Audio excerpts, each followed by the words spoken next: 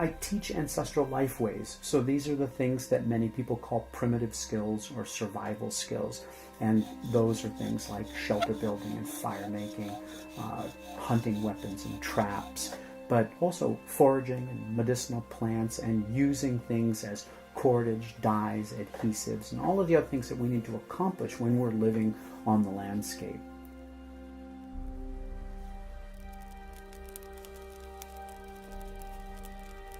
What I'm trying to do is to actually promote, in many ways, nature immersion, because we find out that it's not just beneficial for our health, but it's in fact vital for our health. Professionally, I work as a plant taxonomist, so that's someone who studies the identification and classification of plants. Also pertinent to this discussion is the work that I do with my own business, the Delta Institute of Natural History. As a botanist here at the Delta Institute, I focus primarily on foraging and medicinal plants and other ways that we utilize plants in sustainable living. My strategy has always been to use modern scientific information, because that's extremely helpful, but to find the union between that and the observations that we have of indigenous and traditional cultures.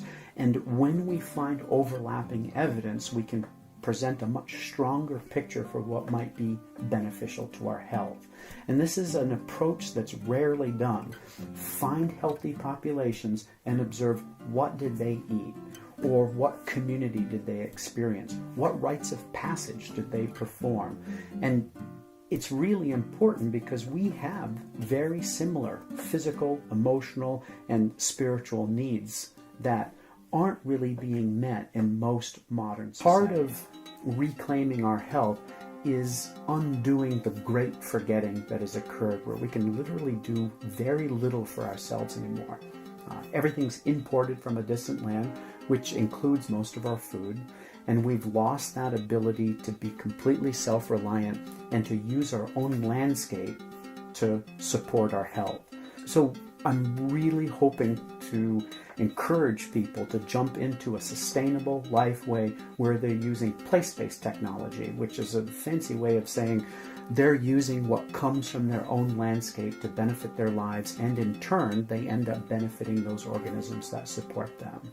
This is something that has a name. Many authors refer to it as rewilding. And because people hear the term wild, they automatically think that it is about returning to the woods, living in various bark shelters, and not being able to experience any part of modern society ever again. That's not what rewilding is about. Rewilding should be thought of as a trajectory. Anybody can be somewhere on that path. And for some people, it might involve extended living in wilderness situations. But for others who may have very little information about diet and nutrition and doing things for themselves, it might literally mean moving away from conventionally raised produce to more organic heirloom produce that still has its seeds found within the fruit. And of course, continuing on that trajectory, we could see that wild plants would be maybe an ultimate goal, but not everyone's going to get there. And we don't have to get there all at once. It took many generations for us to forget what we knew about our landscapes, and it's going to take a lot of generations to regain that back. I really hope to be able to take people to a point where when they look out into the wild, they don't see a wall of green, but to be able to tease that apart and understanding how they can benefit your lifestyle.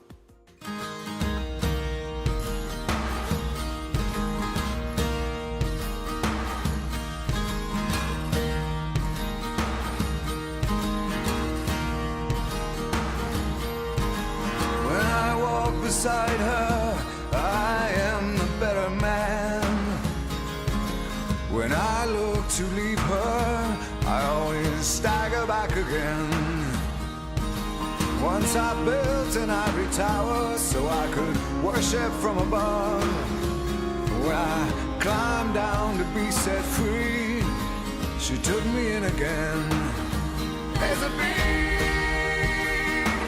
big hard sun beating on the big people in a big heart.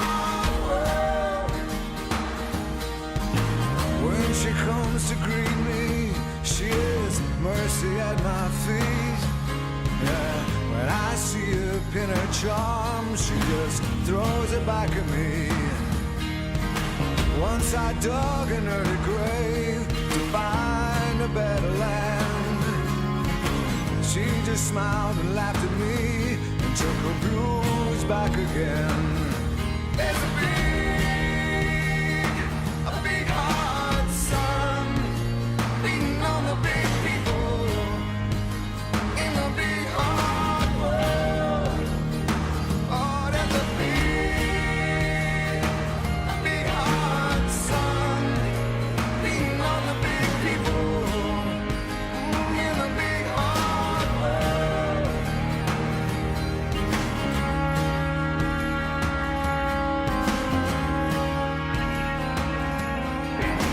When I go to cross that river, she is comfort by my side.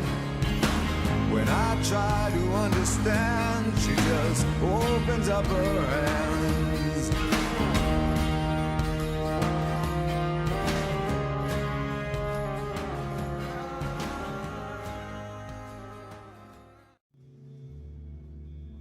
How, as a society, can we turn our idea as vegetable and look at weeds as vegetables? It's local, it's free, it's organic, it's sustainable, it doesn't require a lot of farming, it doesn't require a lot of water. When we live in a suburban area, urban area where there's so much pollution, something like dandelions is a cleanser, it's a blood cleanser, it's a kidney cleanser, it's a liver cleanser.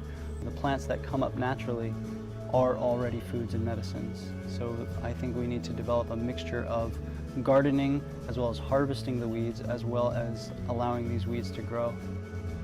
Once you have that connection, it gets inside of you and it starts to awaken you. So I'm just trying to be a facilitator of this connection with people.